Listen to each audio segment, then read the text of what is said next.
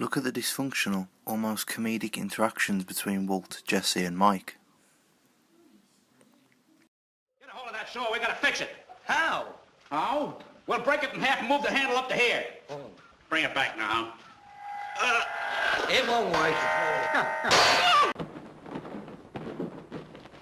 Hurry up, you guys. This floor is hot and I can't hold it. Now what we gotta do is figure out a way to get the whole... As I mentioned, I don't believe Walter to be entirely his own character, and he's never completely one thing or another. His actions are evil at times, however he views these more as choices that will benefit him most. A calculated man with very little or at least very warped moral compass. Anyone who stands in his way or comes to blows with Walter almost always comes off worse or dead. After a character has been knowingly killed or died in the presence of Walter, they leave a subtle yet noticeable imprint on his psyche. A kind of physical attribute that Walter adopts as his own. This is demonstrated numerous times in the show. For example, his first kill, Crazy 8, would eat a sandwich with no crusts. In a later episode, Walt himself removes the crust. Or in this scene with Mike before he is killed, he asks for a whiskey on the rocks, the same drink Walt asks for when given the option by Hank in Series 5.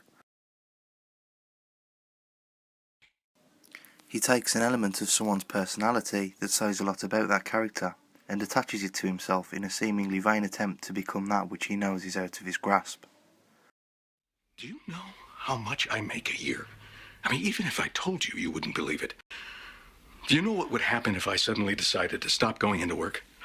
A business big enough that it could be listed on the NASDAQ goes belly up. Disappears. It ceases to exist without me. No, you clearly don't know who you're talking to, so let me clue you in. I am not in danger, Skylar. I am the danger. A guy opens his door and gets shot, and you think that of me? No. I am the one who knocks.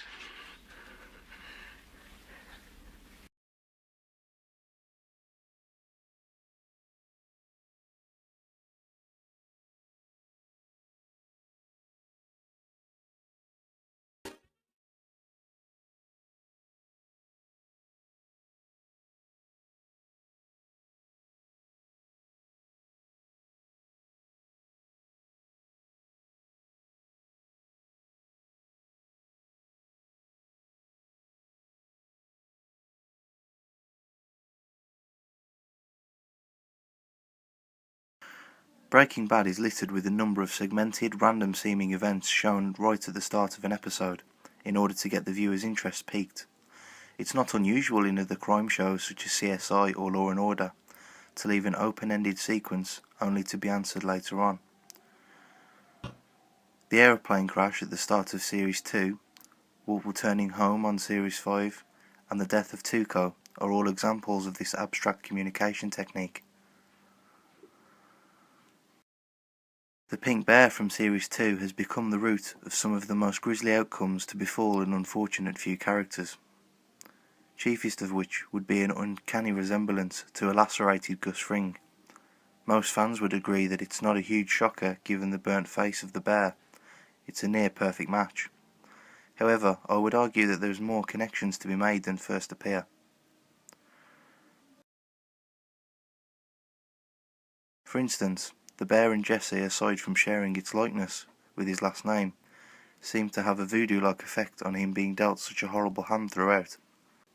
The bear floats lifeless in a swimming pool, a reference to a snipe Jesse makes in Series 5, saying he would rather drown in a swimming pool of methylamine than sell one more barrel.